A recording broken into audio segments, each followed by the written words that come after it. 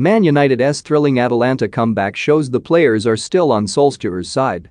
By this point, there's very little which can be freshly deduced from Man United's results. Once again, Cristiano Ronaldo's penalty box brilliance spared his side's blushes in an imperfect Champions League victory over Atalanta. Ole Gunnar Solskjaer's tactical blind spots were evident yet again, as Atalanta's wing-back system exposed United in the first half in a very similar fashion to how Leicester manufactured their victory over the Old Trafford side at the weekend. But as the pressure mounts on Solskjaer's position, as the point of no return seems to inch closer, his players dig that little bit deeper, almost running that extra yard. There appears no depths that Man United can sink to which these players cannot engineer the solution for. As the groans reverberated around Old Trafford following Merih Demiral's header to double Atalanta's advantage, that very point of no return for Solskjaer seemed to be hurtling towards Old Trafford. The fans grumbled loudly when Scott McTominay elected to pass backwards in a moment just past the half-hour mark, and it was only the recency of Marcus Rashford's 44th-minute chance which quelled some of the jeers on the blow of the half-time whistle.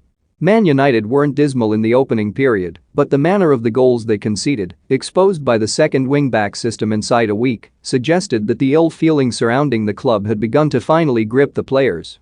Predictably, however, they emerged from the second half as if fighting an injustice. Rashford halved the deficit just 7 minutes after the resumption, the type of goal in which only a team utterly assured of themselves can craft out. United battered Atalanta's rearguard with such vigor in the second period that it felt like a matter of time before, at the very least, an equalizer would arrive. Rashford's strike had gotten the Old Trafford crowd back onside, but you would have forgiven the Man United faithful for feeling cynical as they endured another 90 minutes in which their expensively assembled team looked painfully less than the sum of its part. Make no mistake, anything less than 3 points would have constituted a disaster for Man United. Not only do their resources dwarf the Serie A outfits, but the Italian side had arrived nursing a host of injuries to key players. When goalscorer Demiral limped off at halftime with a hamstring problem, it only added to the sense that United were facing the walking wounded. Maguire slammed home an equalizer in the 75th minute before Ronaldo, almost like clockwork, powered United ahead for the first time on the evening with a trademark bullet header. Few could deny the hosts deserved it on their second half showing. The reality is that these Man United players adore Solskjaer, and, for all the criticisms of the Norwegian's tactical acumen, he has created the conditions in which their individual brilliance shines bright above all other aspects.